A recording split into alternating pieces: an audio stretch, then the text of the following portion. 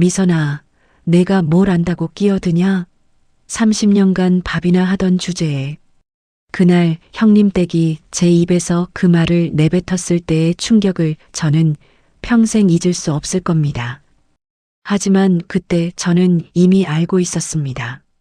형님 댁이 노리는 게 뭔지, 그리고 제가 무엇을 지켜야 하는지를요. 모든 건 어머님의 82세 생일날부터 시작되었습니다. 구독과 좋아요는 제작에 큰 힘이 됩니다. 2024년 10월 17일 목요일 어머님의 생일이었습니다. 새벽 5시 저는 늘 그랬듯 부엌에 섰습니다. 손끝이 차가운 물에 닿을 때마다 관절이 욱신거렸지만 이 정도 통증은 이제 익숙했습니다. 미역을 불리고 소고기를 양념에 재워두며 어머님이 좋아하시는 호박전을 부칠 준비를 했습니다.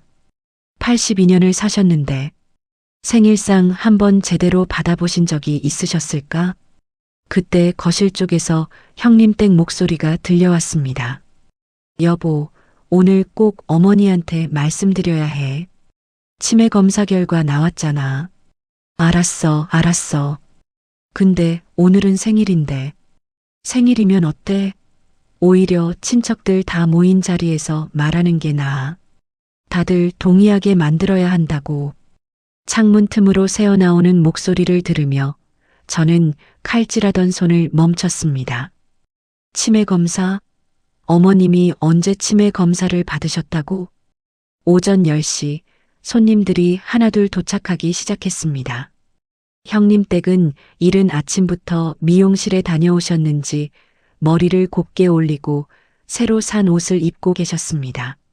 목에 걸린 진주 목걸이가 형광등 아래서 반짝였습니다. 어머니, 생신 축하드려요. 제가 정성껏 준비했어요. 미역국도 제가 끓였고요. 형님 댁이 어머님 손을 잡으며 큰 목소리로 말했습니다. 제가 새벽부터 끓인 미역국이었지만 저는 아무 말도 하지 않았습니다. 30년간 그렇게 살아왔으니까요. 어머님은 작은 몸을 더 움츠리시며 고개만 끄덕이셨습니다. 그래, 고맙다. 그 작은 목소리가 제 가슴을 찔렀습니다.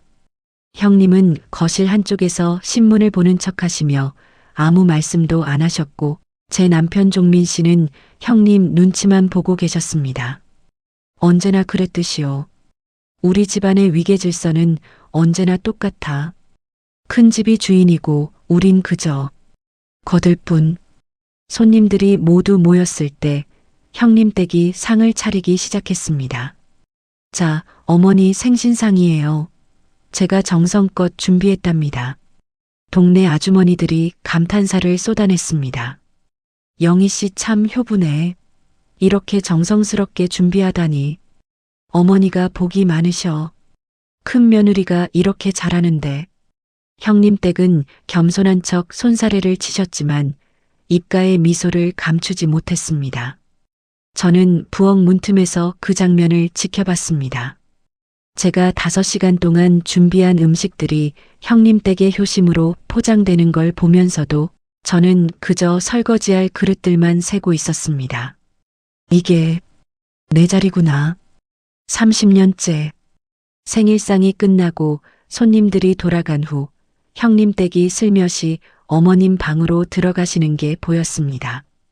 저는 설거지를 하는 척하면서도 귀를 쫑긋 세웠습니다. 뭔가 이상했거든요.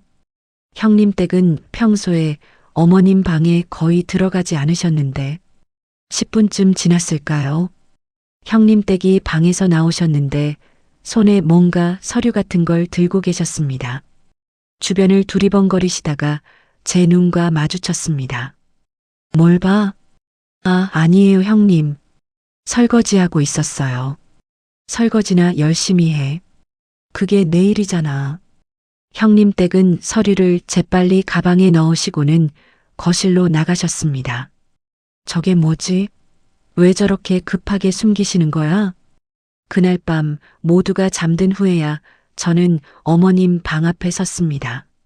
문을 조심스럽게 열자 어머님은 침대에 앉아 창밖을 바라보고 계셨습니다. 달빛이 어머님의 백발을 비추고 있었습니다. 어머님, 주무시지 않으세요? 미선아. 어머님이 저를 부르셨습니다. 평소와 다른 뭔가 간절한 목소리였습니다. 어머님, 왜 그러세요? 미선아, 너 나 좀 믿어줄 수 있겠니? 어머님의 손이 떨리고 계셨습니다. 82년을 사신 그 손이 뭔가 말하고 싶지만 말할 수 없는 것처럼 공중에서 머뭇거렸습니다. 어머님, 무슨 일이세요? 나는 치매 아니야. 큰 며느리가 자꾸 그런다. 내가 정신이 없다고. 근데 나는 다 알아. 다 보고 있어. 어머님의 눈에 눈물이 고였습니다. 미선아, 난 무섭다. 뭔가 큰일이 날 것 같아. 그 순간 저는 온몸에 소름이 돋았습니다. 형님 댁이 오늘 가져간 서류. 설마. 다음 날 아침 저는 일부러 일찍 일어나 형님 댁 가방을 확인했습니다. 손이 떨렸습니다. 30년 결혼 생활에서 한 번도 남의 가방을 뒤진 적 없는 제가 지금 이런 짓을 하고 있다는 게 믿기지 않았습니다. 하지만 어머님의 그 떨리는 목소리가 자꾸 귓가에 맴돌았습니다. 가방 안쪽 주머니에서 서류 봉투가 나왔습니다. 등기부등본. 그리고 이건 요양원 상담 신청서. 서류를 보는 순간 저는 모든 걸 이해했습니다. 형님 댁이 노리는 게 뭔지, 왜 어머님을 치매 환자로 만들려고 하시는지, 왜 생일날 일부러 동네 사람들 앞에서 효부 행세를 하셨는지, 어머님의 집, 그리고 재산, 그걸 노리시는 거구나. 제 손에서 서류가 떨어졌습니다. 그날 오후 형님 댁이 가족회의를 소집했다는 연락이 왔습니다. 내일 저녁 7시 다 같이 모이자고 해. 어머니 일로 중요한 얘기가 있대. 남편의 말에 저는 고개를 끄덕였습니다. 드디어 시작되는구나. 저는 창밖을 바라봤습니다. 하늘은 맑았지만 제 마음속엔 먹구름이 끼어 있었습니다. 30년간 참고 살았습니다. 제 목소리를 낮추고 제 자리를 지키며 가족의 평화를 위해 모든 걸 삼켰습니다. 하지만 이번만큼은 아니야. 어머님을 제가 지켜야 해. 어머님 방 창문 너머로 보이는 작은 뒷모습. 82년을 사시면서 단 한 번도 당신 목소리를 내지 못하신 그분. 저는 주먹을 꽉 쥐었습니다. 가족회의 당일 저는 평소보다 1시간 일찍 준비를 시작했습니다. 거울 앞에 선 제 모습이 낯설었습니다. 언제부턴가 저는 거울을 제대로 보지 않았던 것 같습니다. 58년을 살았지만 그중 30년은 그저 며느리로만 존재했으니까요. 오늘 내가 할 수 있을까? 형님 댁 앞에서 말을 할 수 있을까? 손이 떨렸습니다. 하지만 어젯밤 어머님의 떨리던 손이 자꾸 떠올랐습니다. 오후 7시 거실에 가족들이 하나둘 모였습니다. 형님은 소파 정중앙에, 형님 댁은 그 옆에 앉으셨고 제 남편은 형님 맞은편 구석에 조그맣게 자리를 잡았습니다. 저는 부엌 쪽 의자에 앉았습니다. 늘 그랬듯이 어머님은 당신 방에 계셨습니다. 형님 댁이 어머니는 안 계셔도 된다고 하셨거든요. 자, 다들 모였으니 시작할까요? 형님 댁이 테이블 위에 서류 몇 장을 펼쳤습니다. 이건 지난주에 받은 어머니 치매 검사 결과예요. 보시다시피 점수가 많이 낮게 나왔어요. 치매 검사? 어머님이 언제 검사를 받으셨다고? 저는 손을 들여다가 멈췄습니다. 형님 댁의 날카로운 시선이 느껴졌거든요. 그래서 말인데요. 우리 어머니를 요양원에 모시는 게 어떨까 해서요. 순간 거실이 조용해졌습니다. 형님이 먼저 입을 열었습니다. 요양원이라. 그게 좀 심한 거 아니야? 여보, 이게 심한 게 아니라 현실이에요. 어머니가 며칠 전에도 가습을 켜놓고 깜빡하셨잖아요. 큰일 날 뻔했다고요. 저는 귀를 의심했습니다. 가습을? 그건 형님 댁이 급하게 외출하시면서 끄는 걸 깜빡하신 거였는데 그날 제가 냄새를 맡고 불이 나게 달려가서 껐던 기억이 선명했습니다. 어머님은 그때 당신 방에서 주무시고 계셨는데 그리고 요즘 계속 헷갈려 하세요. 밤낮을 구분 못 하시고 며느리 이름도 자꾸 틀리시고 형님 댁의 말이 이어졌습니다. 저는 참을 수 없었습니다. 저 형님, 응? 형님 댁이 저를 쳐다봤습니다. 그 눈빛엔 분명한 경고가 담겨 있었습니다. 내가 감히? 하지만 저는 계속했습니다. 어머님은 치매가 아니세요. 제가 매일 모시는데 어머님은 멀쩡하세요. 형님 댁의 표정이 굳어졌습니다. 미선아, 내가 뭘 안다고 그래? 저는 매일 어머님과 함께 있어요. 식사 준비하고 약 챙겨드리고 말벗도 해드리고 어머님은 모든 걸 기억하세요. 그건 내가 모르는 거야. 치매 초기엔 가족들이 잘 모르는 법이거든. 형님 댁이 차갑게 웃으셨습니다. 그리고 말이야, 미선아. 넌 30년간 뭐 했니? 밥이나 하고 설거지나 하면서 어머니 건강을 제대로 챙긴 적이 있어? 가슴이 철렁 내려앉았습니다. 나는 어머니를 위해서 이러는 거야. 전문가들이 돌보는 게 훨씬 나아. 집에서 방치하는 것보다. 방치? 30년간 제가 방치했다고? 남편 종민 씨가 조심스럽게 입을 열었습니다. 형님, 근데 요양원은 좀 어머니가 거부하실 것 같은데요. 종민아, 넌 아직도 정신을 못 차렸구나.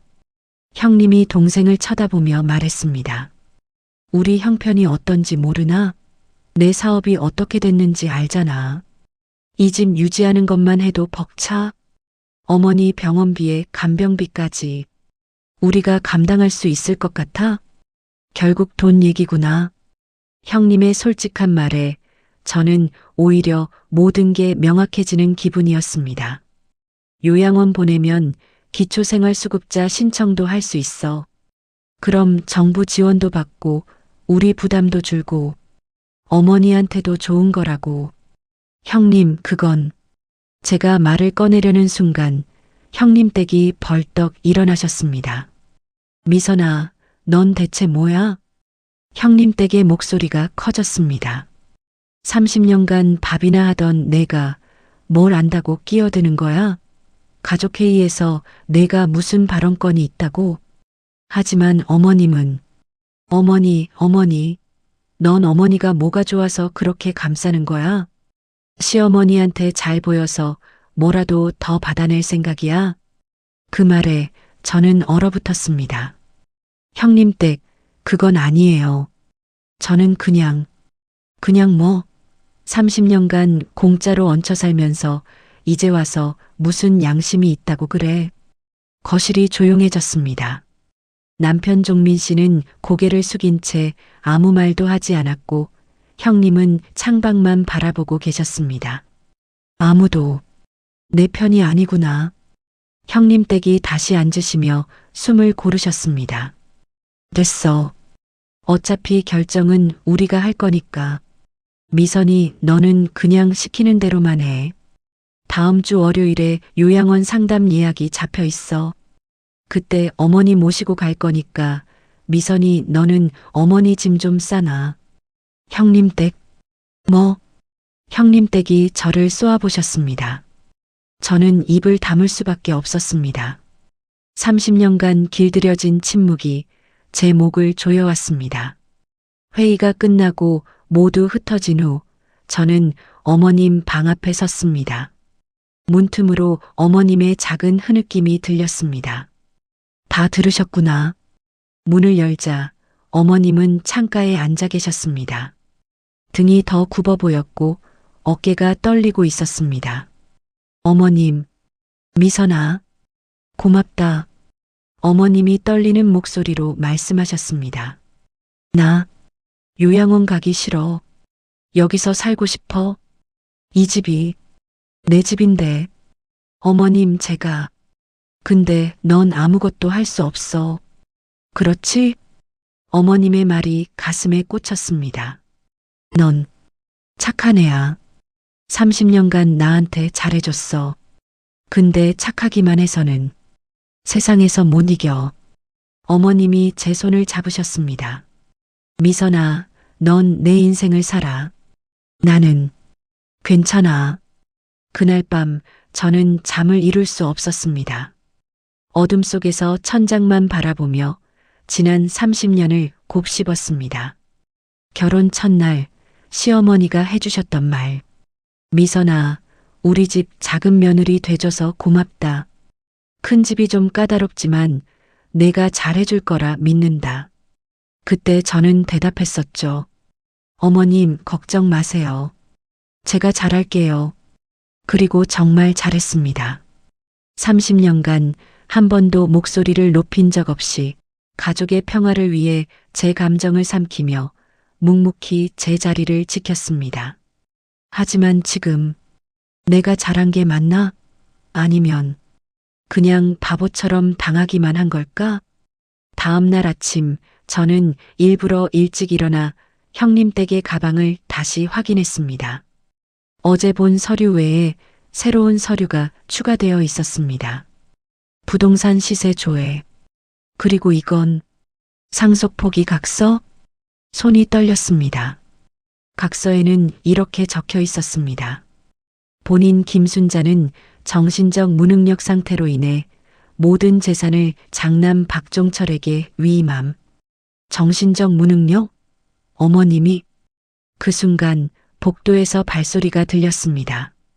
저는 재빨리 서류를 제자리에 넣고 부엌으로 향했습니다. 가슴이 쿵쾅거렸습니다. 이대로 두면 어머님은 정말 요양원에 가시게 되고 이 집은 형님 댁 손에 넘어가겠구나.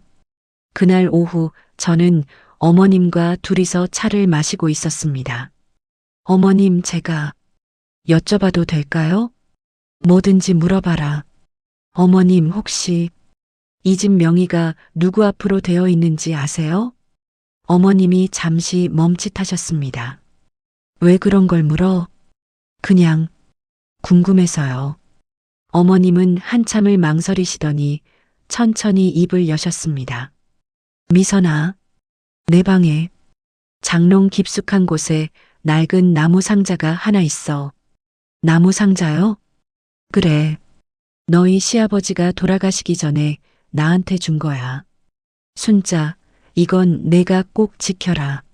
내가 정말 믿는 사람한테만 보여줘라고 하셨어. 어머님의 눈에 눈물이 고였습니다. 나는 그걸 30년간 숨기고 살았어. 큰아들한테도 큰 며느리한테도 보여준 적 없어. 근데 이제 때가 온 것 같구나. 어머님, 미선아, 오늘 밤에 그 상자를 내가 가져가거라. 그리고 잘 봐도 그 안에 모든 진실이 있어. 그날 밤 11시 집안이 조용해지길 기다렸습니다. 형님 내외는 윗방에서 주무시고 남편 종민 씨는 소파에서 TV를 보다가 졸고 계셨습니다. 저는 설거지를 하는 척하며 시간을 보냈습니다. 손끝에서 찬물이 흘러내렸지만 제 심장은 뜨겁게 뛰고 있었습니다. 30년 만에 처음으로 뭔가를 하려는 건가. 자정이 넘어서야 저는 어머님 방 앞에 섰습니다. 문을 두드리자 어머님이 조용히 문을 열어주셨습니다. 마치 기다리고 계셨다는 듯이 어머님 방은 늘 그랬듯 소박했습니다. 낡은 장롱 하나, 오래된 화장대, 그리고 시아버지 사진이 걸린 작은 재단. 이게 82년을 사신 분의 전부였습니다. 미선아, 저기 장롱 제일 아래 칸 오른쪽 구석에 보면 손잡이가 하나 더 있을 거야. 어머님이 떨리는 손으로 가리켰습니다. 저는 무릎을 꿇고 장롱을 열었습니다. 오래된 이불과 옷가지들 사이로 희미하게 나무 손잡이가 보였습니다. 비밀 공간이 있었구나. 손잡이를 당기자 숨겨진 작은 서랍이 나왔습니다. 그 안에 낡은 나무 상자가 하나 놓여 있었습니다. 그게 30년간 내가 지켜온 거야. 어머님의 목소리에 떨림이 느껴졌습니다. 상자를 꺼내 열자 안에는 여러 서류와 낡은 도장 하나가 들어 있었습니다. 첫 번째 서류를 펼쳤습니다. 부동산 등기부등본. 이게 뭐지? 서류에는 어머님 명의로 된 부동산 세 채의 목록이 적혀 있었습니다. 이 집 외에도 시내에 상가 건물 한 채, 그리고 외곽에 땅 1필지. 어머님, 이게 어머님 명의예요? 그래. 너희 시아버지가 돌아가시기 전에 몰래 내 명의로 해놓으신 거야. 어머님이 천천히 말씀하셨습니다. 큰아들한테 다 맡기면 탕진할까봐 걱정하셨대. 그래서 나한테만 이 비밀을 알려주셨어. 제 손이 떨렸습니다. 그럼 형님이 아는 재산은 이 집뿐이란 말인가? 두 번째 서류는 유언장이었습니다. 세월이 느껴지는 낡은 종이에 시아버지의 필체로 이렇게 적혀 있었습니다. 본인 박철수는 본 유언장을 통해 다음과 같이 유언한다. 본인 사망 후 저 김순자에게 모든 재산의 관리 권한을 일임하며 처가 진정으로 신뢰하는 자에게 상속할 권리를 부여한다. 장남에게는 현 거주지 등기번호 1234-56만을 상속하되 처의 생존 기간 동안은 처의 거주권을 최우선으로 보장한다. 날짜는 1994년 3월 15일. 시아버지가 돌아가시기 한 달 전이었습니다. 어머님, 이게 진짜 유언장이에요? 응. 변호사 사무실에서 공증까지 받았어. 너희 시아버지가 정신 멀쩡할 때 작성하신 거야. 어머님이 고개를 끄덕였습니다. 근데 나는 30년간 이걸 꺼내지 못했어. 가족이 싸우는 게 무서웠거든.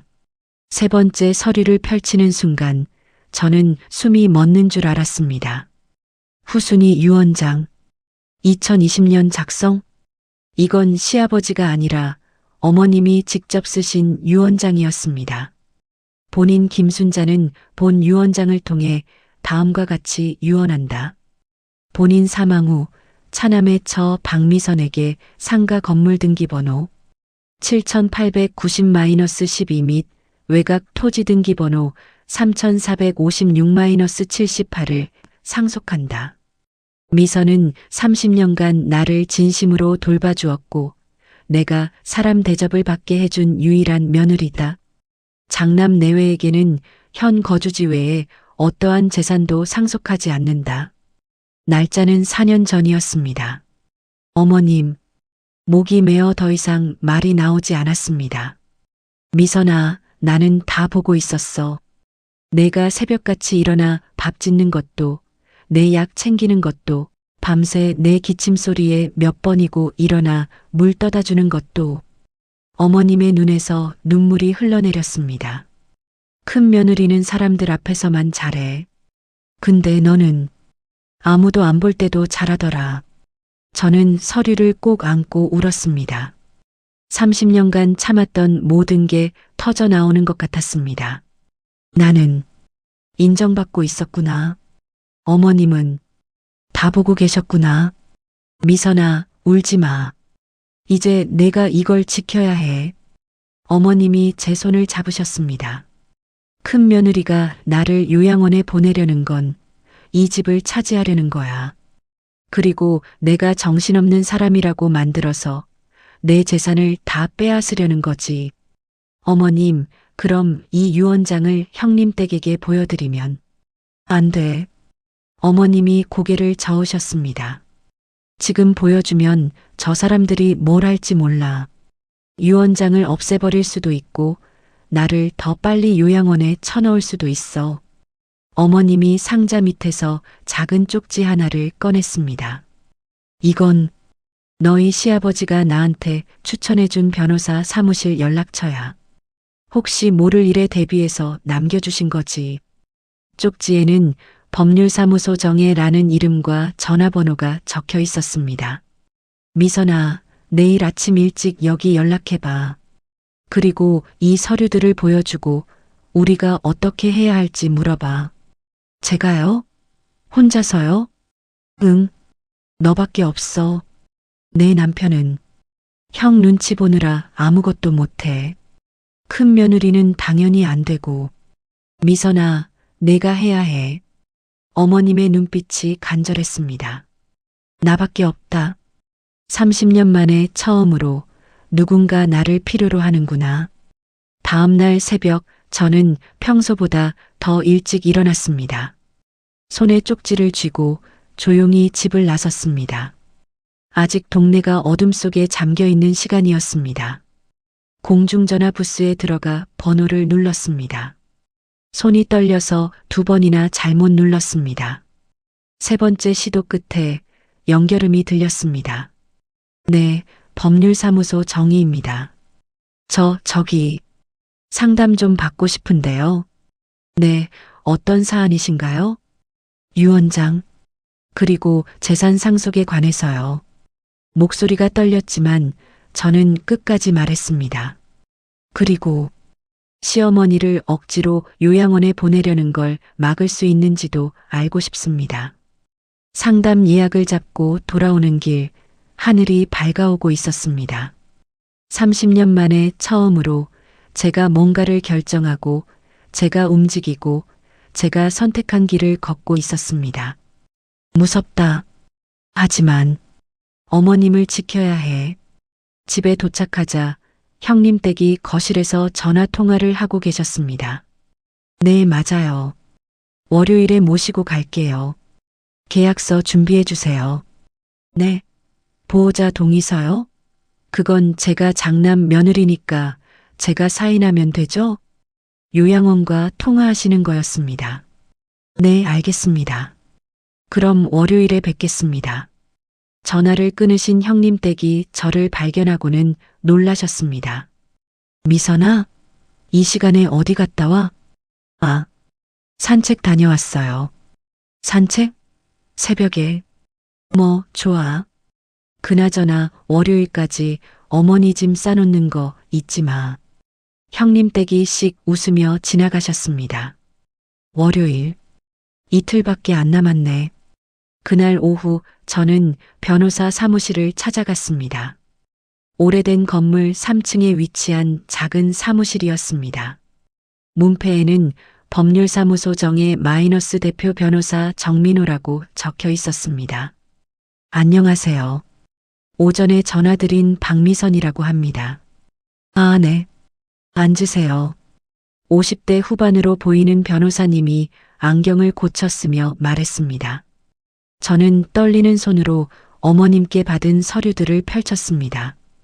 변호사님은 서류를 하나하나 꼼꼼히 살펴보셨습니다. 특히 유언장을 오래 들여다보시더니 고개를 끄덕이셨습니다. 이건 법적으로 완벽하게 유효한 유언장입니다. 공증까지 되어 있고 증인도 2명이나 있네요. 정말요? 네. 그리고 이 후순위 유언장도 마찬가지입니다. 2020년에 작성되었으니 이게 최신 유언장이고 법적 효력이 있습니다. 변호사님이 안경을 벗으며 저를 바라봤습니다. 그런데 부인, 지금 어떤 위험에 처해 있다고 하셨죠? 저는 형님 댁이 하려는 모든 계획을 설명했습니다. 요양원 보내기, 치매 환자 만들기, 그리고 제가 몰래 본 상속 포기 각서까지. 변호사님의 표이 점점 굳어졌습니다. 이건 심각한 문제입니다. 만약 시어머님을 강제로 요양원에 보내고 정신적 무능력자로 만들어서 재산을 가로챈다면 이건 명백한 범죄 행위입니다. 그럼 어떻게 해야 하나요? 일단 월요일 요양원 계약을 막아야 합니다. 시어머님의 의사가 명확하시다면 본인이 원치 않는 요양원 입소는 강제할 수 없습니다. 변호사님이 메모를 하시며 계속 설명하셨습니다. 그리고 이 유언장은 아직 공개하지 마세요. 타이밍이 중요합니다. 상대방이 더 큰 범죄를 저지르도록 유도한 다음 결정적인 순간에 이걸 공개하는 겁니다. 더 큰 범죄요? 네. 예를 들어 위조 유언장을 만든다거나 강제로 도장을 찍게 한다거나 하는 행위들이요. 그런 증거가 확보되면 상속권 박탈은 물론이고 형사처벌까지 가능합니다. 사무실을 나오는 길, 제 머릿속은 복잡했습니다. 증거를 모으라고? 내가 그런 걸 할 수 있을까? 하지만 돌아갈 곳은 없었습니다. 월요일까지 이틀. 그 안에 뭔가를 해내지 못하면 어머님은 요양원에 가시게 되고 모든 게 끝나버립니다. 집으로 돌아오는 버스 안에서 저는 창밖을 바라봤습니다. 30년간 참고 살았어. 착한 며느리, 순종적인 아내, 목소리 없는 여자로 살았지. 버스가 정류장을 지날 때마다 지난 30년의 순간들이 스쳐 지나갔습니다. 시집 첫날, 어머님께 절하던 그날, 천명절, 10명치 음식을 혼자 준비하던 그날, 시누이한테 동생 같다는 말 들으며 울었던 그날, 남편이 형 눈치 보느라 제 편을 들어주지 못했던 수많은 날들. 이제 끝이야. 더 이상 참지 않을 거야. 집에 도착하자 어머님이 창가에 서 계셨습니다. 제 눈빛을 보시더니 어머님도 무언가를 아신 듯 고개를 끄덕이셨습니다. 저는 어머님 손을 꼭 잡았습니다. 어머님, 제가 지킬게요. 반드시요. 고맙다, 미선아. 넌 내 딸이야. 그날 밤 저는 처음으로 계획을 세웠습니다. 30년 만에 처음으로 제가 주도권을 쥐는 싸움을 시작하는 겁니다. 형님 댁, 이번엔 내가 한 수 위야. 당신이 뭘 계획하든 나는 이미 알고 있어. 전화를 받는 순간 저는 숨이 멎는 줄 알았습니다. 지수, 큰오빠 댁 딸, 그러니까 형님 댁의 외동딸이었습니다. 지수야, 오랜만이다. 잘 지냈니? 네, 이모. 저 내일 할머니 뵈러 가도 될까요? 혼자 조용히요. 지수의 목소리가 평소와 달랐습니다.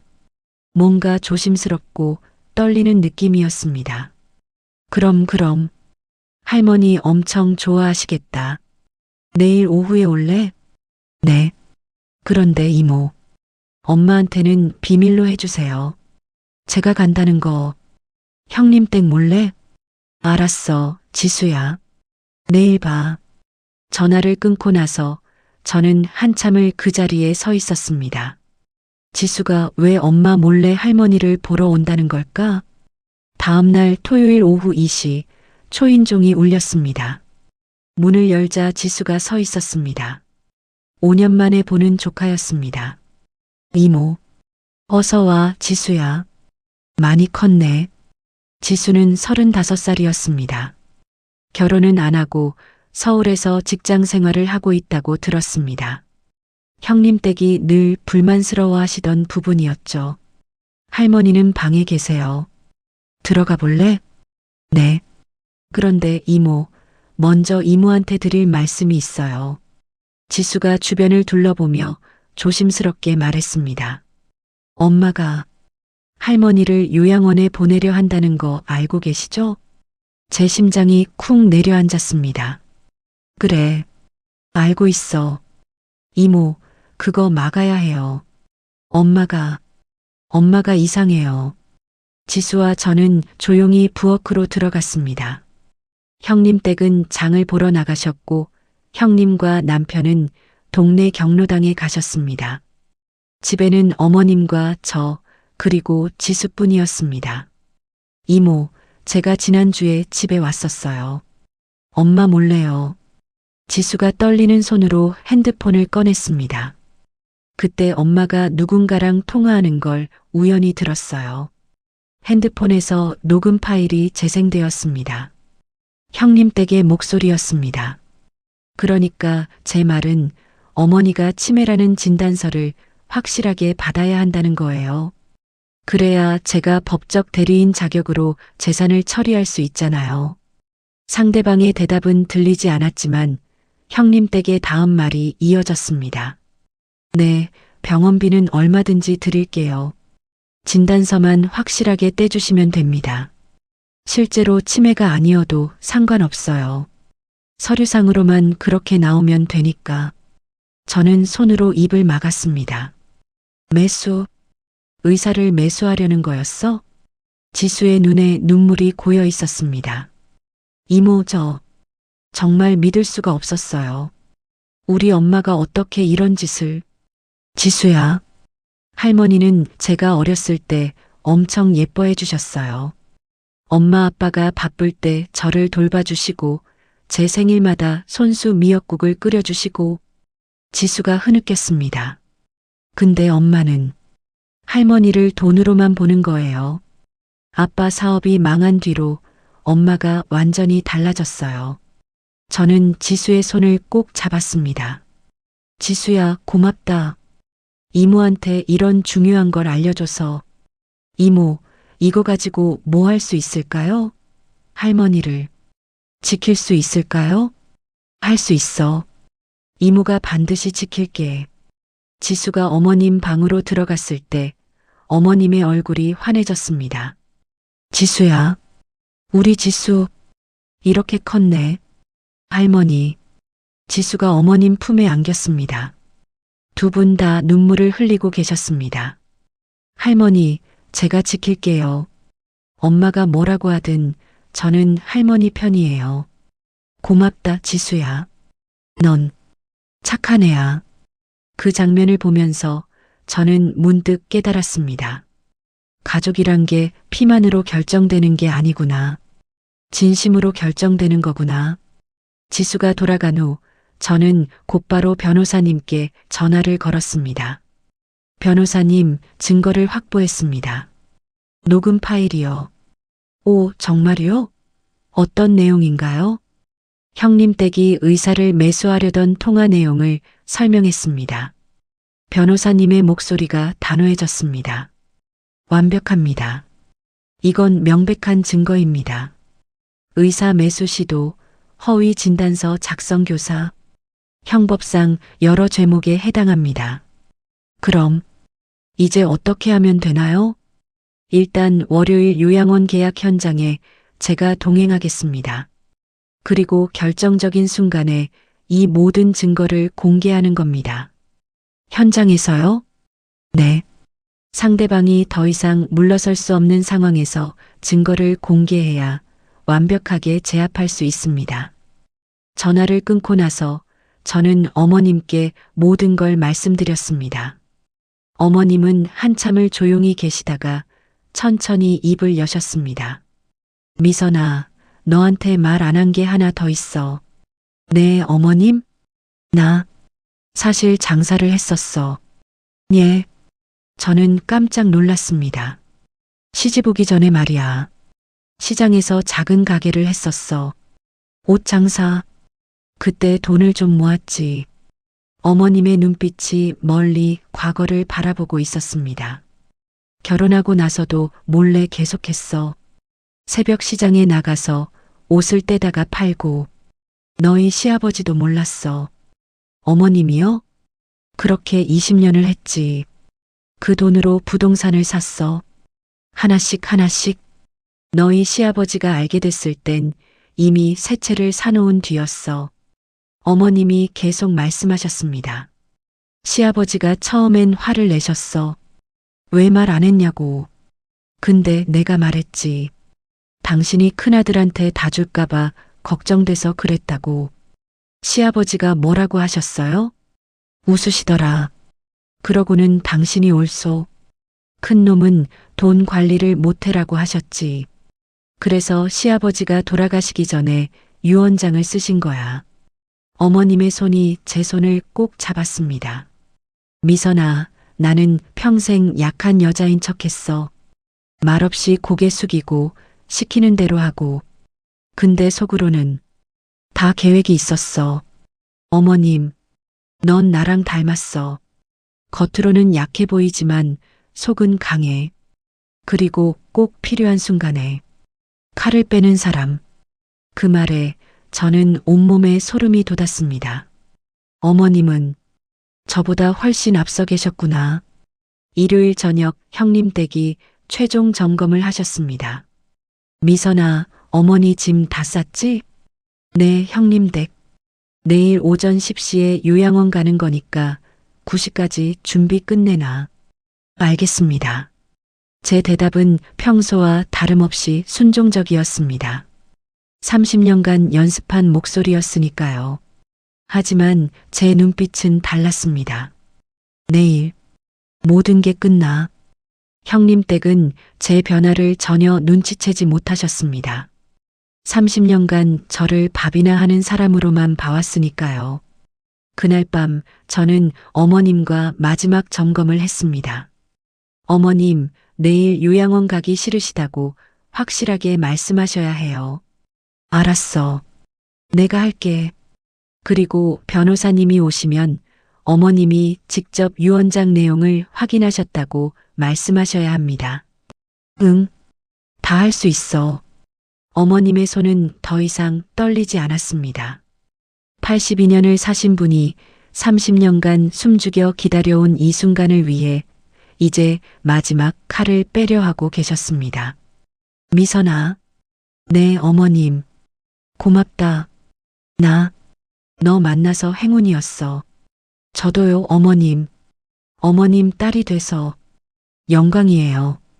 월요일 새벽 저는 평소보다 더 일찍 일어났습니다.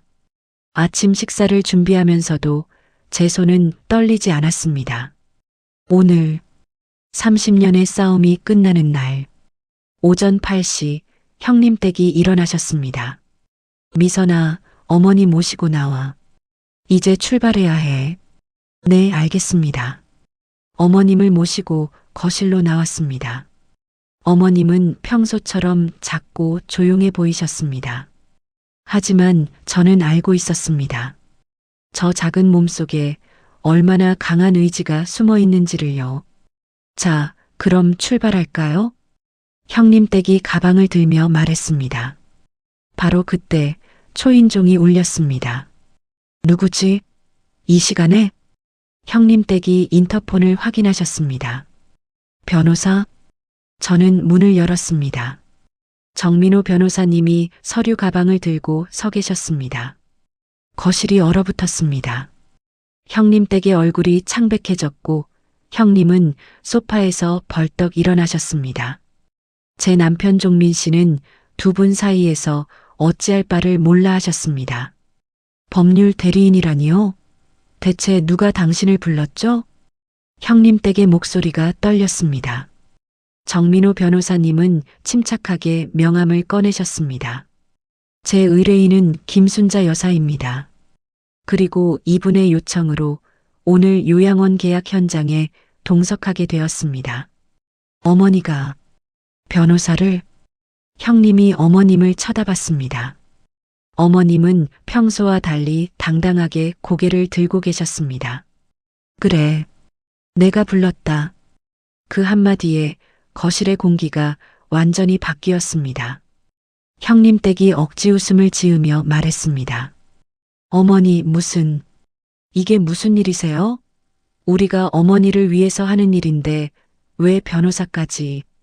위해서? 누구를 위해서? 어머님의 목소리가 날카로웠습니다. 나를 위해서? 아니면 너희를 위해서? 어머니, 형님 댁의 얼굴이 붉어졌습니다. 변호사님이 서류 가방을 열며 말했습니다. 자, 그럼 본론으로 들어가죠. 먼저 오늘 요양원 계약건부터 정리하겠습니다. 변호사님이 서류 한 장을 꺼내 테이블에 놓았습니다. 김순자 여사는 현재 정신적으로 온전하시며 본인의 의사를 명확하게 표현하실 수 있습니다. 따라서 본인이 원치 않는 요양원 입소는 강제할 수 없습니다. 형님 댁이 끼어들었습니다. 무슨 소리예요? 어머니는 치매 진단을 받으셨어요. 여기 진단서도 있고요. 형님 댁이 가방에서 서류를 꺼냈습니다. 변호사님은 그 서류를 받아 훑어보시더니 고개를 저으셨습니다. 이 진단서를 발행한 병원과 의사에 대해 조사해 봤습니다. 흥미로운 사실을 발견했죠. 변호사님이 또 다른 서류를 꺼냈습니다. 이 병원은 작년에 허위 진단서 발행으로 경고를 받은 적이 있습니다.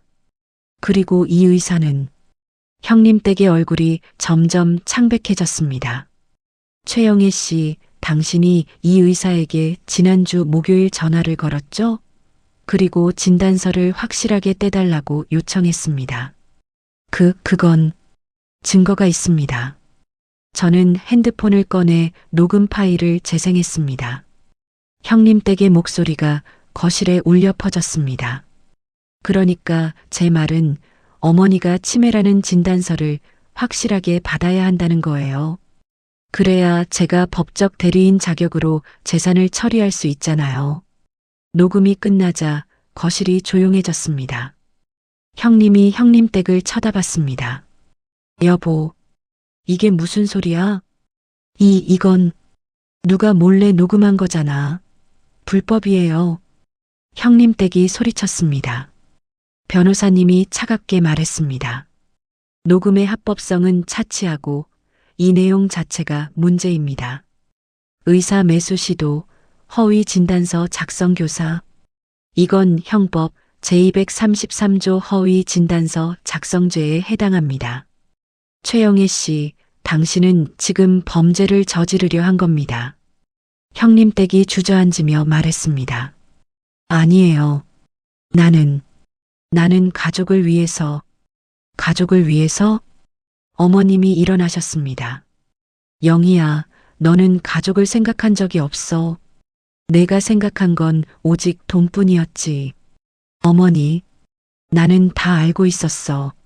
내가 내 방에 몰래 들어와서 등기부등본을 찾던 것도, 요양원 상담을 예약한 것도, 내 재산을 노리고 있다는 것도. 어머님의 목소리가 떨렸지만 확고했습니다.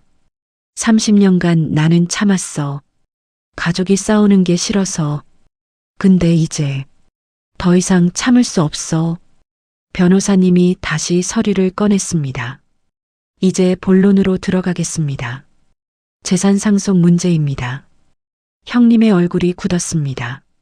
재산? 무슨 재산 말이요?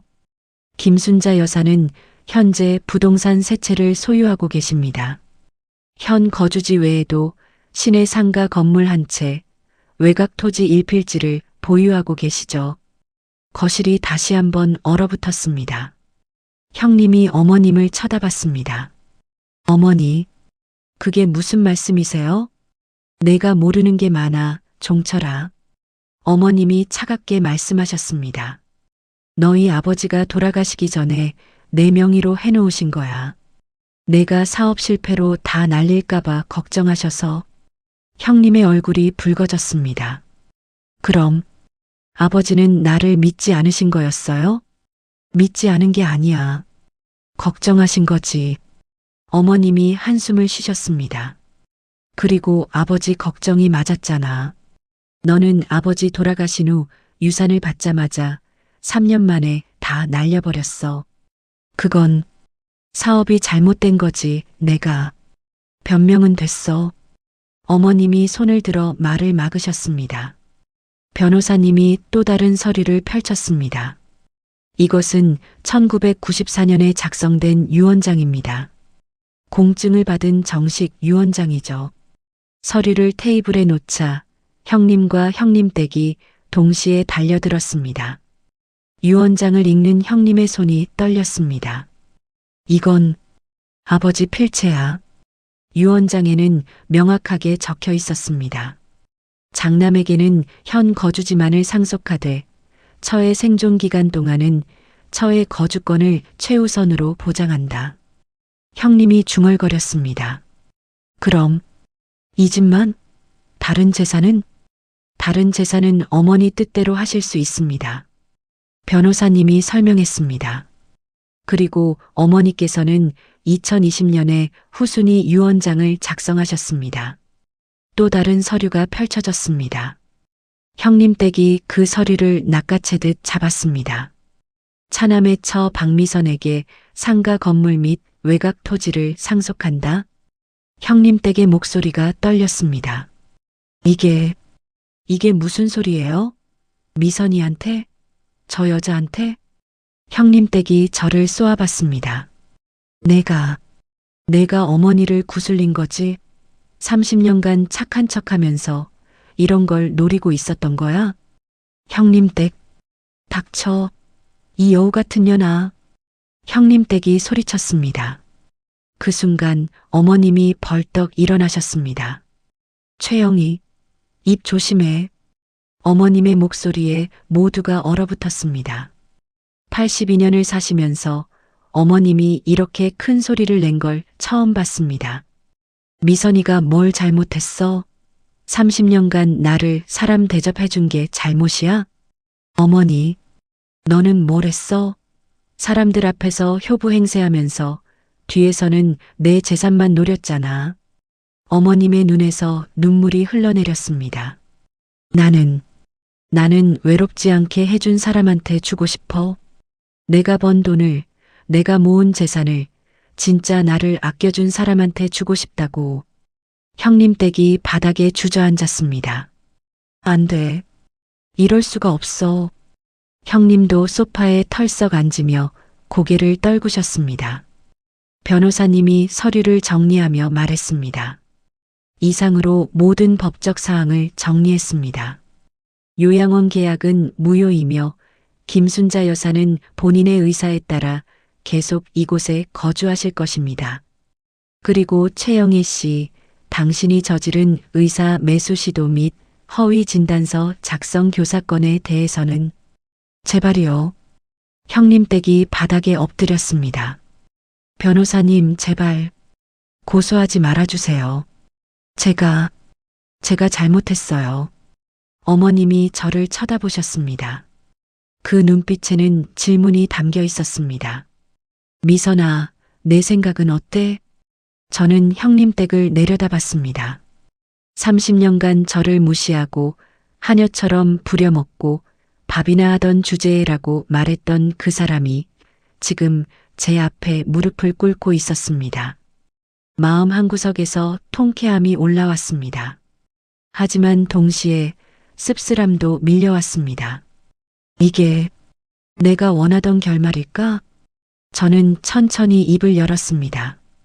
변호사님, 고소는 유보해 주세요. 미선 씨, 대신 조건이 있습니다. 저는 형님 댁을 똑바로 바라봤습니다. 형님 댁, 어머님께 진심으로 사과하세요. 그리고 다시는 어머님을 무시하거나 재산을 노리지 마세요. 미선아, 그리고 앞으로는 진짜 가족처럼 지냅시다. 서로 존중하면서요. 형님 댁이 고개를 들어 저를 쳐다봤습니다. 그 눈에는 놀람과 부끄러움이 섞여 있었습니다. 왜? 저도 가족이 싸우는 게 싫어요. 30년간 봐왔으니까요. 저는 어머님을 돌아봤습니다. 어머님, 괜찮으시죠? 어머님이 고개를 끄덕이셨습니다. 변호사님이 서류를 가방에 넣으며 말했습니다. 알겠습니다. 다만 이 모든 증거는 제가 보관하겠습니다. 혹시 다시 문제가 생기면 그때는 바로 고소 진행하겠습니다. 네, 알겠습니다. 형님 댁이 떨리는 목소리로 대답했습니다. 변호사님이 떠나고 거실에는 무거운 침묵이 흘렀습니다. 형님이 처음으로 입을 열었습니다. 어머니, 죄송합니다. 제가 아내를 제대로 못 봤습니다. 그리고 동생네를 너무 당연하게 생각했습니다. 형님의 목소리가 떨렸습니다. 미선아, 너한테도 미안하다. 30년간 고마웠어. 그날 오후 형님 내외는 짐을 싸서 나가셨습니다. 당분간 우리 집에서 지낼게요. 어머니 얼굴 볼 면목이 없어서 형님이 떠나며 말씀하셨습니다. 형님 댁은 어머님 앞에 무릎을 꿇었습니다. 어머니, 죄송합니다. 제가 정말 잘못했습니다. 어머님은 아무 말씀도 하지 않으셨습니다. 다만 고개를 돌리셨을 뿐입니다. 형님 댁이 일어나 문을 나서는 순간 뒤돌아보며 말했습니다. 미선아, 고마워. 그리고 미안해. 집이 조용해졌습니다. 남편 종민 씨가 제 옆으로 다가왔습니다. 여보, 나도 미안해. 형 눈치만 보느라 당신 편을 못 들어줘서. 괜찮아요. 아니야. 괜찮지 않아. 30년간 당신이 얼마나 힘들었을지 이제야 알 것 같아. 남편이 처음으로 제 손을 잡았습니다. 앞으로는 내가 당신 편이 될게. 그 말에 제 눈에서 눈물이 흘러내렸습니다. 저녁 어머님과 둘이서 차를 마셨습니다. 미선아, 고맙다. 무슨 말씀을요, 어머님. 내가 고소를 안 한 거. 고맙다. 너는 나보다 훨씬 큰 사람이야. 어머님이 제 손을 잡으셨습니다. 나는 복수하고 싶었어.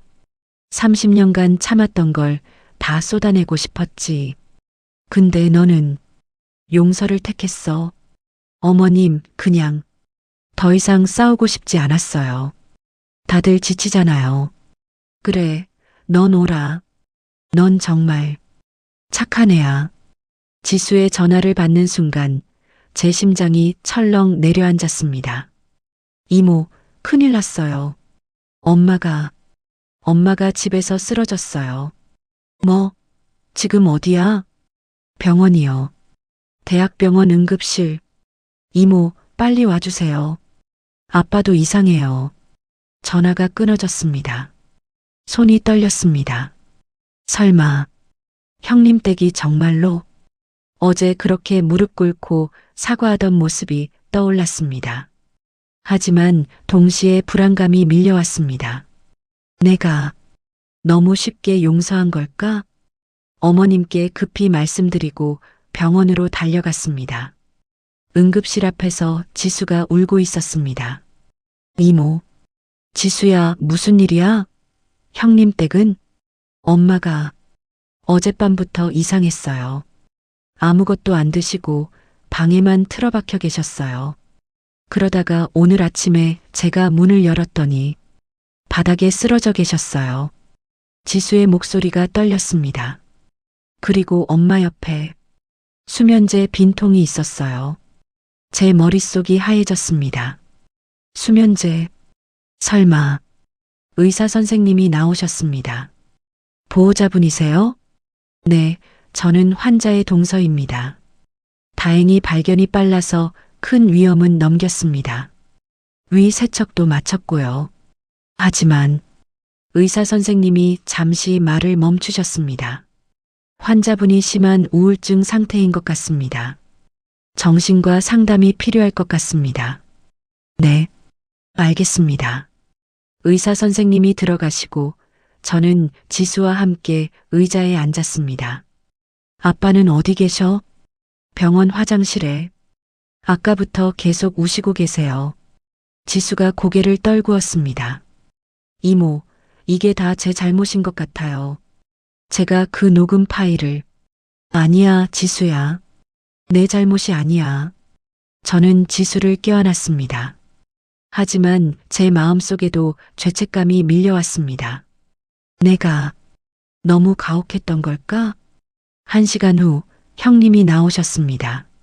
눈이 퉁퉁 부어 있고 얼굴이 초췌했습니다. 미선아, 형님, 미안하다. 내가 아내를 제대로 못 챙겼어. 형님의 목소리가 떨렸습니다. 어젯밤에 아내가 계속 중얼거리더라. 나는 나쁜 사람이야. 나는 용서받을 자격이 없어라고. 나는 그냥 놔뒀어. 화가 나서. 형님이 벽에 기대며 주저앉았습니다. 근데 이렇게 될 줄은 몰랐어. 저는 형님 옆에 앉았습니다. 형님 잘못 아니에요. 아니야. 내 잘못이야. 사업 망한 뒤로 나는 아내한테 모든 걸 떠넘겼어. 내가 알아서 해라고만 했지. 형님이 얼굴을 두 손으로 감쌌습니다. 아내가 왜 그렇게 됐는지 이제 알 것 같아. 나 때문이야. 무능한 남편 때문에 아내가 괴물이 된 거야. 오후가 되자 형님 댁이 깨어나셨습니다. 병실로 들어갔을 때 형님 댁은 천장만 바라보고 계셨습니다. 형님 댁, 형님 댁이 천천히 고개를 돌렸습니다. 눈에 생기가 없었습니다. 미선아, 왜 왔어? 걱정돼서요. 걱정? 나를? 형님 댁이 허탈하게 웃었습니다. 나 같은 인간을 왜 걱정해? 나는 괴물이잖아. 형님 댁, 어제 집에 돌아가서 거울을 봤어. 거기 비친 내 모습이 너무 추했어. 형님 댁의 눈에서 눈물이 흘러내렸습니다. 나는 언제부터 이렇게 된 걸까? 언제부터 돈만 보는 사람이 된 걸까? 형님 댁이 천천히 말을 이어갔습니다. 나도 처음부터 이러지 않았어. 시집 올 때는 나도 착했어. 시어머니 잘 모시고 남편 잘 내줘야겠다고 다짐했었지. 근데 남편 사업이 망하고 빚쟁이들이 집에 찾아오고 친구들이 하나둘 떠나가면서 나는 변했어. 형님 댁이 천장을 바라봤습니다. 돈이 없으면 사람 취급도 못 받는다는 걸 알았어. 그래서 어떻게든 돈을 지켜야겠다고 생각했지. 그래서 어머님 재산을. 그게 내게 남은 마지막 희망이었어. 그 집만 있으면, 그 재산만 있으면 다시 일어설 수 있을 것 같았어. 형님 댁이 저를 쳐다봤습니다. 근데 어제 모든 게 무너졌어. 내가 30년간 쌓아온 가면이 단 한순간에 벗겨진 거야. 형님 댁이 계속 말했습니다. 어젯밤에 거울을 보면서 생각했어. 이렇게 사느니 차라리 라고. 형님 댁, 미안해 미선아. 내가 용서해 준 건데 나는 그걸 받아들일 용기가 없었어. 형님 댁이 눈을 감았습니다. 나는 정말 나쁜 사람이야. 저는 형님 댁의 손을 잡았습니다. 차갑고 힘없는 손이었습니다. 형님 댁 아니에요. 형님 댁은 나쁜 사람이 아니에요. 무슨 소리야? 나는 시어머니를 요양원에 보내려 했고 의사를 매수하려 했고 저도 알아요. 사람은 절박하면 무서운 짓도 하게 된다는 거. 저는 형님 댁을 똑바로 바라봤습니다. 형님 댁, 저도 가끔 생각했어요.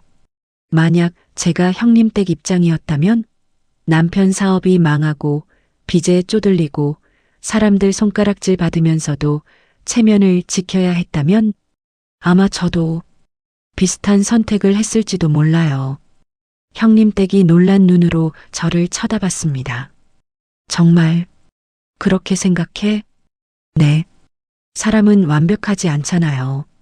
실수도 하고 잘못된 선택도 하고. 저는 형님 댁의 손을 더 꽉 잡았습니다. 중요한 건 그 다음이에요. 잘못을 인정하고 다시 시작할 수 있는가. 병실 문이 열리고 지수가 들어왔습니다. 엄마. 지수가 형님 댁 곁으로 달려왔습니다. 엄마, 왜 그랬어? 왜 이런 짓을 한 거야? 지수야. 미안해. 엄마가 없으면 나는 어떡해? 아빠는? 우리 가족은 어떡하라고? 지수가 울먹이며 말했습니다. 엄마가 실수한 건 알아. 엄마가 잘못한 것도 알아. 근데 그렇다고 이렇게 포기하면 안 되잖아. 형님 댁이 지수를 껴안았습니다. 미안해. 엄마가 미안해. 두 사람이 서로를 껴안고 우는 모습을 보며 저도 눈물이 났습니다. 가족이란 게 이런 거구나. 서로 상처 주고 아프게 하지만 그래도 놓을 수 없는. 저녁이 되어 집으로 돌아왔습니다. 어머님이 거실에 앉아 저를 기다리고 계셨습니다. 어떻게 됐니? 형님 댁이 깨어나셨어요. 다행히 큰 위험은 넘기셨대요. 그래. 어머님이 한숨을 쉬셨습니다. 내가 너무 가혹했나 보다. 어머님? 30년간 쌓인 분노를 한꺼번에 쏟아낸 게 영희한테는 너무 큰 충격이었던 거야. 어머님의 눈에 죄책감이 어려 있었습니다. 나도 영희를 이해하려고 노력했어야 했는데 저는 어머님 옆에 앉았습니다. 어머님 잘못이 아니에요. 아니야. 내 잘못도 있어. 나는 30년간 침묵으로 일관했어. 영희가 뭘 잘못하든 큰아들이 뭘 하든 그냥 참기만 했지. 어머님이 창밖을 바라봤습니다. 그게 평화를 지키는 방법이라고 생각했어. 근데 지금 생각해보니 그게 오히려 문제를 키운 것 같아. 어머님, 침묵은 평화가 아니었어. 미선아. 침묵은 그냥 도망이었어. 어머님의 목소리가 떨렸습니다. 그날 밤 남편이 제 방으로 들어왔습니다. 여보, 형님한테 전화 왔어. 형님이요? 응, 형님이. 형수님 퇴원하면 당분간 시골에 내려가 있겠대. 형님 댁 친정 근처에. 그래요. 그리고 어머니한테 전해달래. 죄송하다고 정신 차리고 다시 오겠다고. 남편이 제 옆에 앉았습니다. 여보, 내가 생각해봤어. 우리 가족, 왜 이렇게 됐을까? 형님은 가장으로서 책임감에 짓눌렸고, 형수님은 빈곤의 공포에 짓눌렸고, 나는 형님 눈치에 짓눌렸어. 남편이 한숨을 쉬었습니다. 우리 모두 서로를 짓누르며 살았던 거야. 남편이 제 손을 잡았습니다. 여보, 나는 당신이 30년간 짓눌려 살았다는 걸 이제야 알았어. 여보, 미안해. 형 눈치 보느라 당신 편을 못 들어줘서 당신이 설거지하고 빨래하고 어머니 수발 드는 게 당연한 줄만 알았어. 남편의 목소리가 떨렸습니다. 앞으로는 달라질게. 내가 당신 곁에 설게. 저는 남편을 바라봤습니다. 60년을 살았지만 남편이 이렇게 말하는 건 처음이었습니다. 고마워요, 여보. 고마워할 건 나야. 당신이 있어서 우리 가족이 망하지 않은 거야. 다음 날 아침 형님 댁이 퇴원하셨다는 연락이 왔습니다. 지수가 어머님을 뵈러 왔습니다. 할머니, 엄마가 할머니께 편지를 쓰셨어요. 지수가 봉투를 건넸습니다. 어머님은 떨리는 손으로 편지를 펼쳤습니다. 저도 옆에서 함께 읽었습니다. 어머니, 죄송합니다. 30년간 저는 어머니를 사람이 아닌 짐으로만 봤습니다.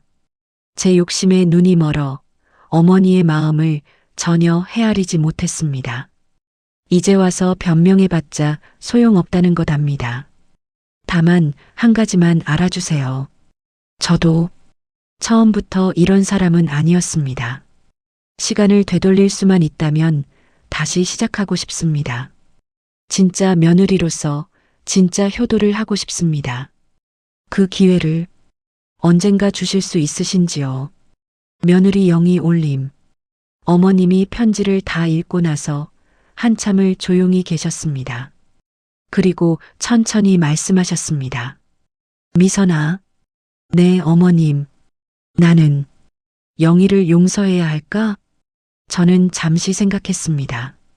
30년간 저를 무시하던 형님 댁, 어머님을 요양원에 보내려 했던 형님 댁, 의사를 매수하려 했던 형님 댁, 하지만 동시에 절박함에 쓰러진 형님 댁, 거울 앞에서 괴물이 된 자신을 발견한 형님 댁, 어머님 용서는 어머님 마음이세요. 하지만 용서는 형님 댁을 위한 게 아니라 어머님을 위한 거예요. 어머님이 평안하시려면 언젠가는 놓아줘야 해요. 어머님이 고개를 끄덕이셨습니다. 그래, 내 말이 맞아. 나도 이 무게를 내려놓고 싶어. 2주가 흘렀습니다. 형님 내외는 시골에 내려가 계셨고 집안은 예전보다 훨씬 조용했습니다. 하지만 그 고요함이 평화는 아니었습니다. 어머님은 매일 창가에 앉아 방만 바라보셨고 저는 부엌 일을 하면서도 자꾸 한숨이 나왔습니다. 이게 맞는 걸까? 우리가 원했던 결말이 이런 건가? 승리했지만 기쁘지 않았습니다.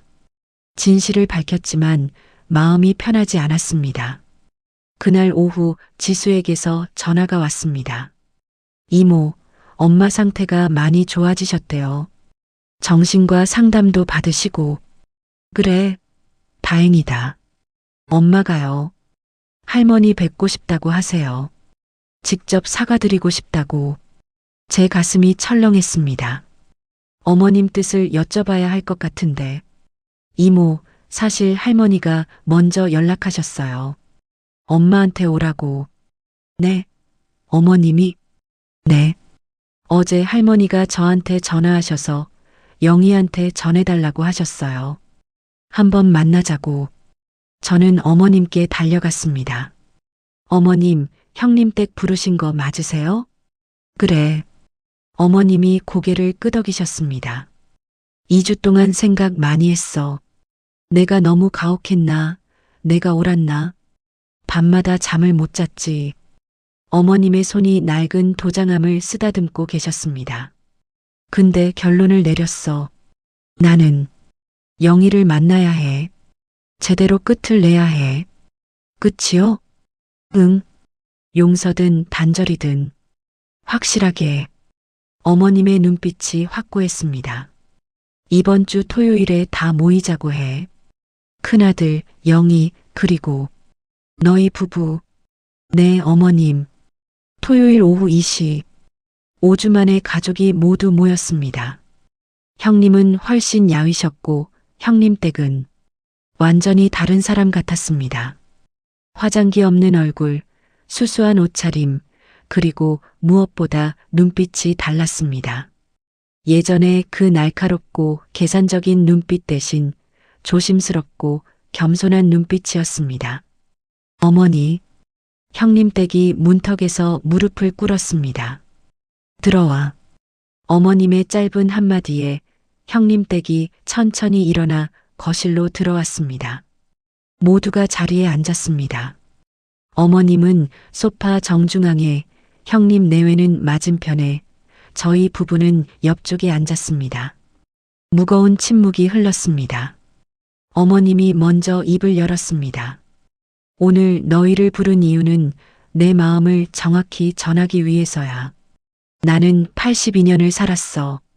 그중 60년을 이 집에서 며느리로, 어머니로, 할머니로 살았지. 어머님의 목소리가 떨렸지만 확고했습니다. 60년. 길다면 길고 짧다면 짧은 시간이야. 근데 그 시간 동안 나는 한 번도 내 목소리를 제대로 낸 적이 없었어. 어머님이 계속 말씀하셨습니다. 시집 올 때 시어머니가 그러셨어. 며느리는 참는 게 미덕이라고. 그래서 나는 참았어.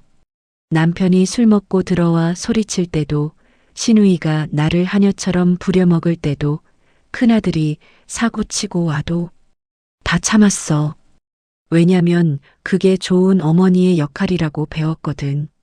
가족의 평화를 지키는 게 여자의 의무라고 믿었으니까.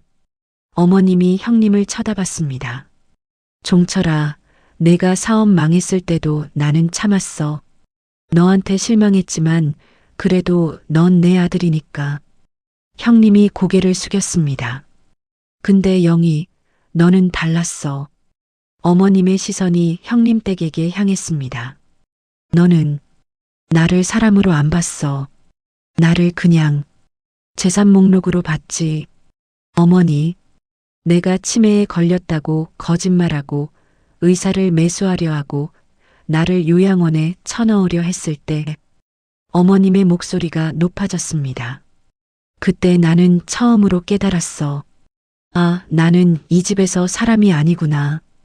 그냥 돈이구나라고. 형님 댁이 바닥에 고개를 조아렸습니다. 죄송합니다, 어머니. 정말 죄송합니다. 고개 들어.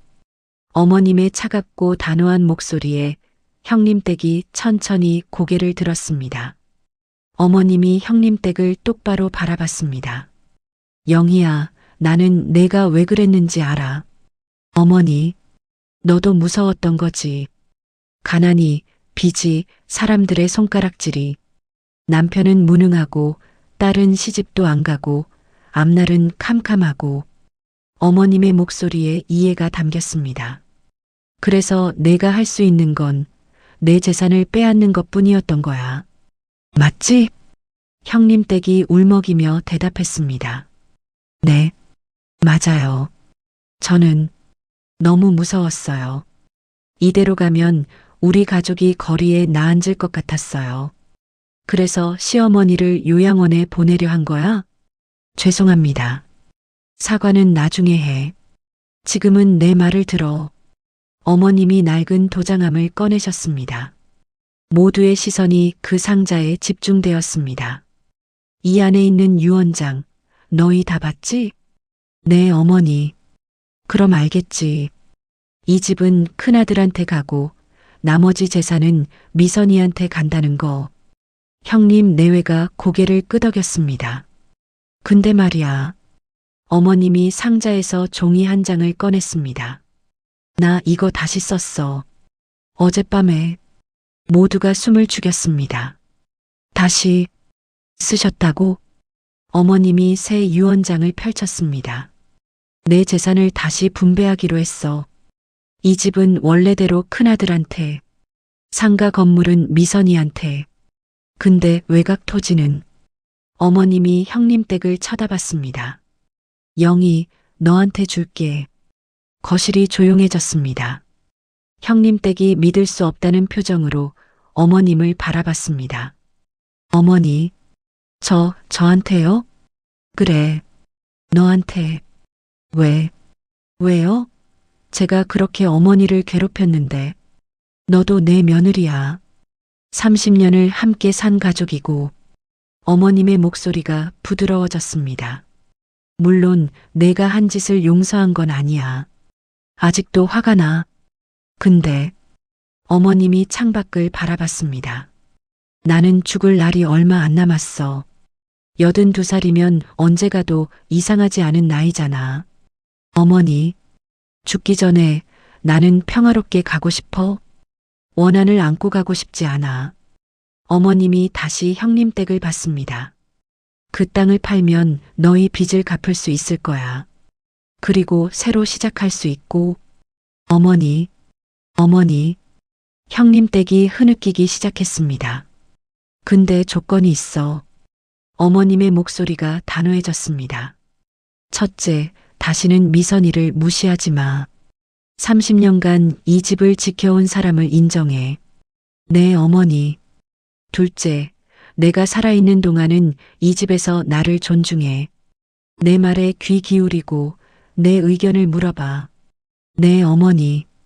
셋째, 어머님이 잠시 말을 멈추셨습니다. 진짜 가족이 돼. 피로 연결된 게 아니라 마음으로 연결된 가족. 어머님의 눈에서 눈물이 흘러내렸습니다. 나는 평생 외로웠어. 가족에 둘러싸여 있었지만 혼자였어.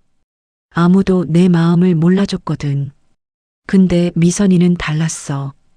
얘는 내가 말 안 해도 내 마음을 알아줬어. 그래서 내가 견딜 수 있었어. 저는 어머님 손을 잡았습니다. 어머님도 제 손을 꼭 쥐셨습니다. 오늘 내가 하고 싶은 말은 이거야. 어머님이 모두를 둘러봤습니다. 우리 가족, 이제 진짜 가족이 되자.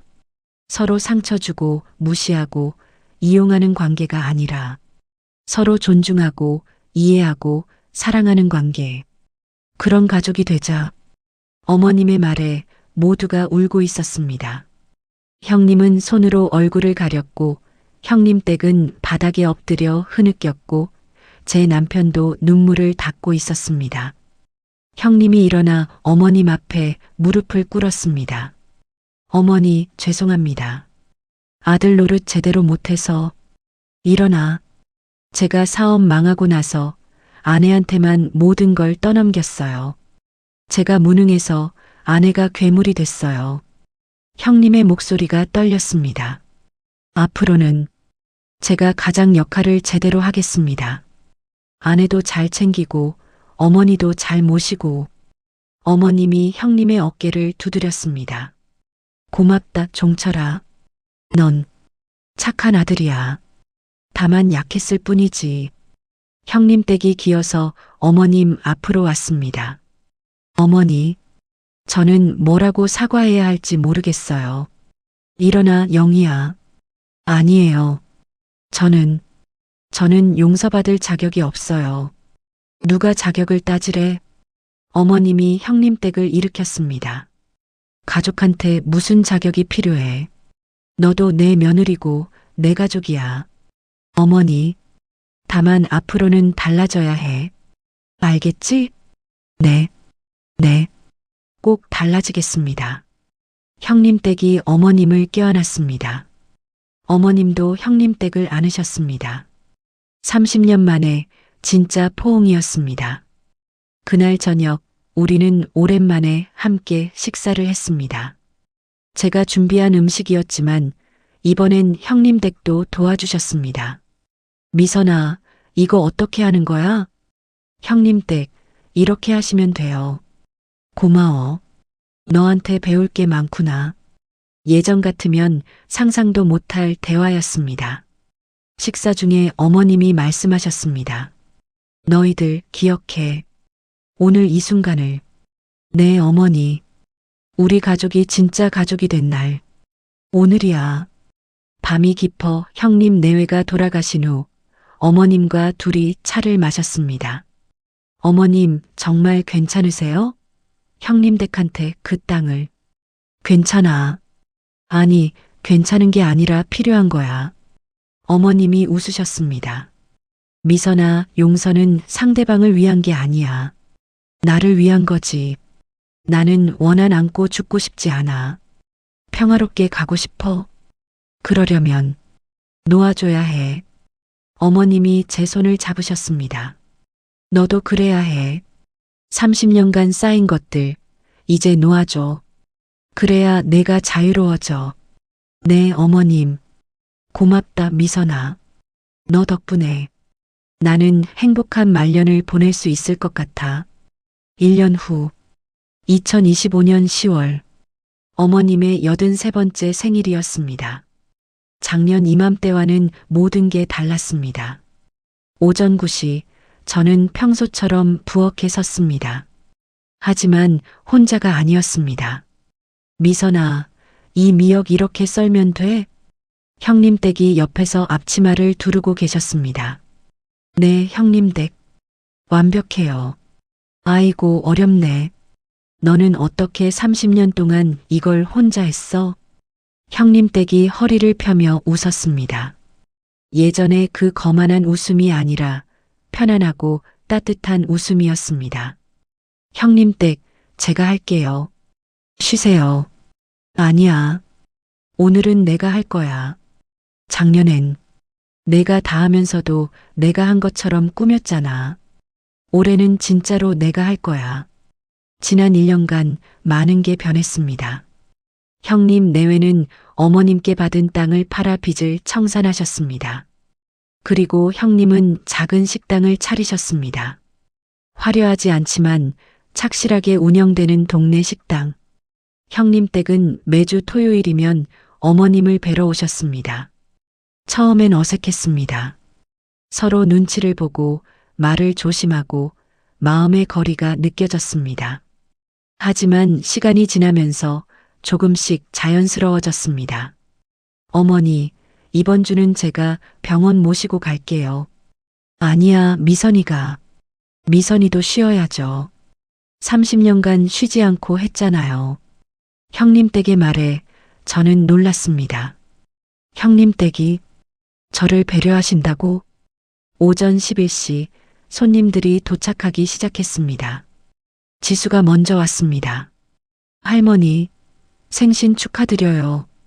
우리 지수, 어서 와. 어머님이 지수를 껴안으셨습니다. 지수는 요즘 승진을 했다고 합니다. 그리고 좋은 사람도 만나고 있다고. 할머니, 다음 달에 소개시켜 드릴게요. 제 남자친구. 그래. 어떤 사람인데? 착한 사람이에요. 할머니처럼요. 지수가 웃으며 말했습니다. 정오가 되자 뜻밖의 손님이 나타났습니다. 정민호 변호사님이었습니다. 어머님, 생신 축하드립니다. 어머, 변호사님까지 오셨네요. 제가 빠질 수 없죠. 제 은인이신데. 변호사님이 웃으며 선물을 건네셨습니다. 작년 그 사건 이후 변호사님은 가끔씩 안부를 묻곤 하셨습니다. 어머님께서도 변호사님을 친아들처럼 대하셨습니다. 변호사님, 식사하고 가세요.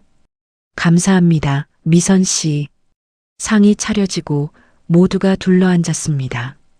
작년과 같은 음식들이었지만 그 의미는 완전히 달랐습니다. 형님이 먼저 잔을 들었습니다.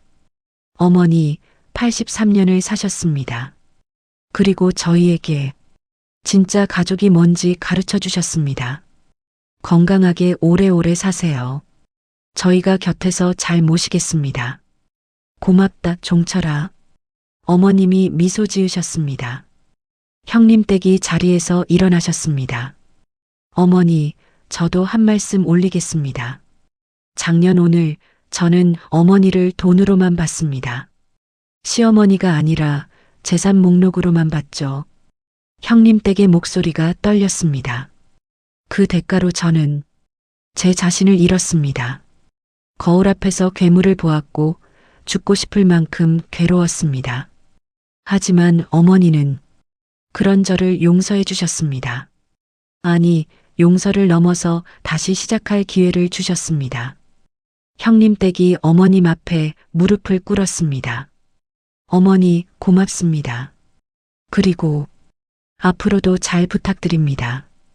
어머님이 형님 댁을 일으키며 말씀하셨습니다. 일어나, 영희야. 이제 우린 진짜 가족이잖아. 식사가 끝나고 손님들이 돌아간 후 어머님과 저는 둘이 거실에 앉아 있었습니다. 창밖으로 가을 햇살이 들어왔습니다. 미선아. 네, 어머님. 행복하니? 갑작스러운 질문에 저는 잠시 멈칫했습니다. 행복한가? 나는 30년을 참고 살았습니다. 억울하고 외롭고 인정받지 못하는 세월이었습니다. 그리고 작년 모든 게 폭발했습니다. 숨겨진 진실이 밝혀지고 갈등이 터져나왔고 가족이 흔들렸습니다. 하지만 지금 네, 어머님, 행복해요. 정말? 네. 이제는 사람 대접 받으니까요. 제 눈에서 눈물이 흘러내렸습니다. 30년간 원했던 거, 그게 뭔지 아세요? 인정받는 거였어요. 수고했다, 고맙다, 그런 한마디. 그게 전부였어요. 근데 아무도 안 해줬죠. 당연한 거라고만 생각했으니까. 며느리니까, 아내니까 당연히 해야 하는 거라고. 어머님이 제 손을 잡으셨습니다. 미선아, 나는 알았어. 내가 얼마나 힘들었는지. 어머님, 나도 똑같았거든. 60년을 참고 살면서 단 한 번도 인정받지 못했으니까. 어머님의 눈에도 눈물이 고였습니다. 우리 둘이 닮았어. 참는 것밖에 모르는 약한 여자들.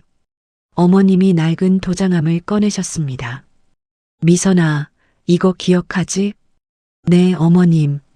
어떻게 잊겠어요.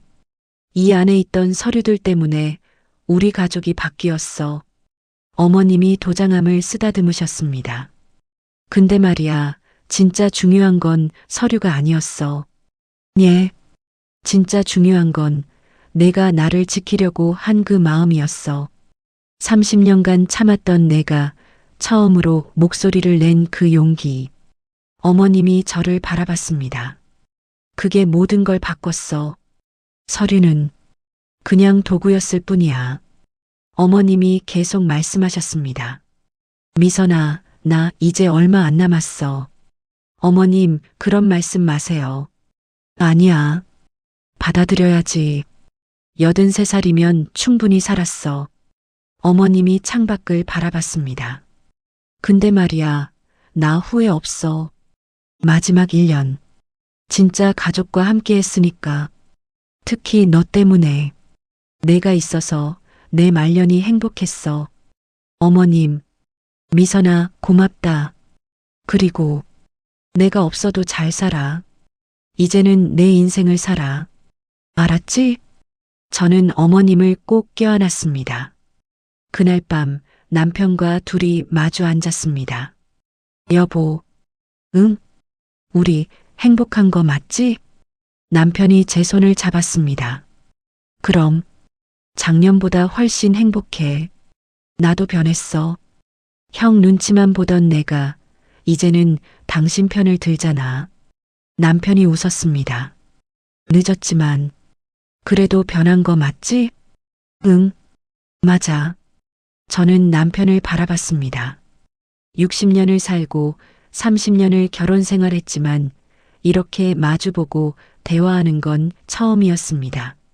늦었지만 그래도 다행이야.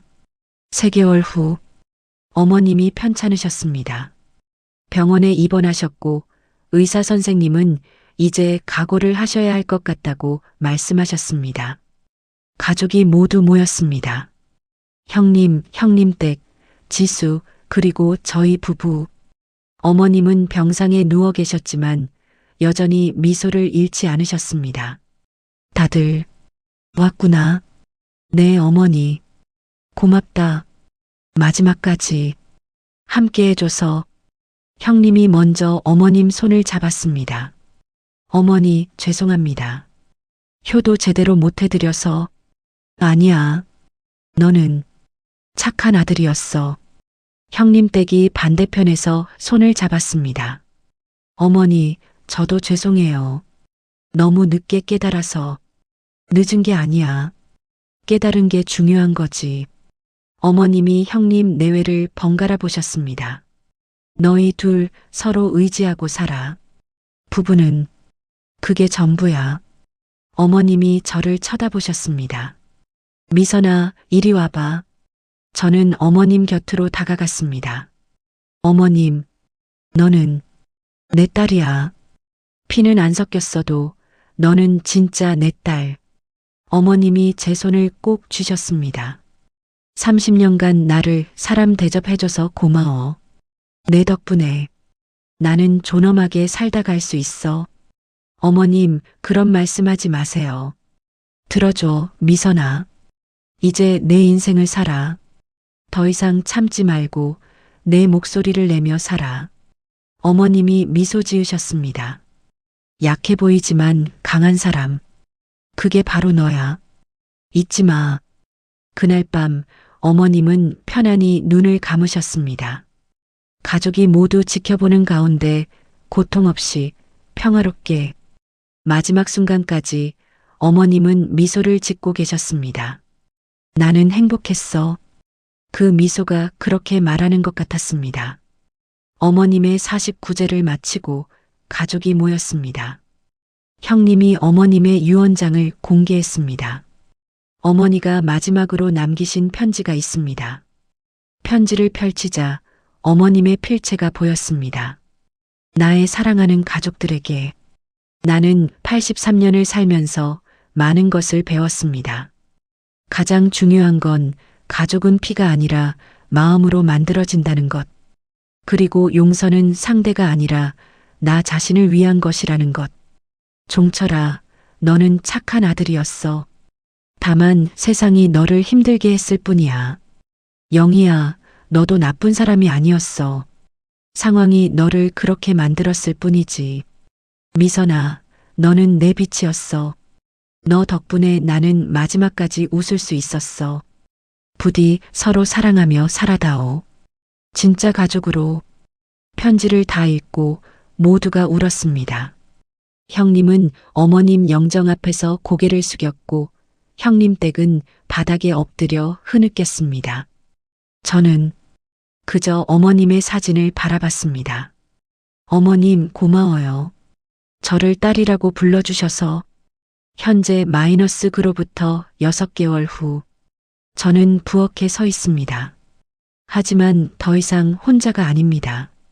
형님 댁이 주말마다 오셔서 함께 음식을 만드시고 남편이 설거지를 도와주시고 형님은 집안 수리를 해주십니다.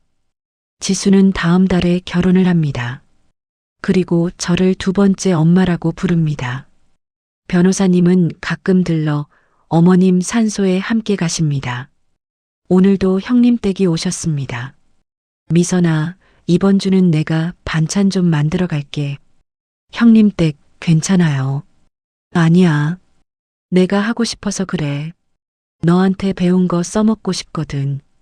형님 댁이 웃으며 앞치마를 두르셨습니다. 저는 그 모습을 보며 미소 지었습니다. 이게 가족이구나.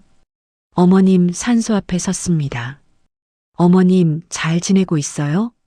가족들 모두 잘 지내요. 형님 댁도 형님도 다들 변했어요. 늦었지만 우리 진짜 가족이 됐어요. 바람이 불어와 제 머리를 쓸고 지나갔습니다. 어머님이 대답하시는 것 같았습니다. 그래, 고맙다. 미선아. 집으로 돌아오는 길 저는 하늘을 올려다봤습니다. 59년을 살았습니다. 30년을 참고 1년을 싸우고 그리고 이제 조금씩 행복해지고 있습니다. 늦었지만 그래도 괜찮습니다. 인정받는 게 이렇게 따뜻한 거였구나. 사람 대접받는 게 이렇게 소중한 거였구나. 어머님, 저 이제 알았어요. 용서는 상대가 아니라 나를 위한 거였다는 거. 집에 도착하자 남편이 문을 열어주셨습니다. 어서 와요, 여보. 응, 다녀왔어요. 따뜻한 차 한잔 할까요? 좋아요. 우리는 나란히 소파에 앉아 차를 마셨습니다. 창밖으로 봄 햇살이 들어왔습니다. 새로운 계절이 시작되고 있었습니다.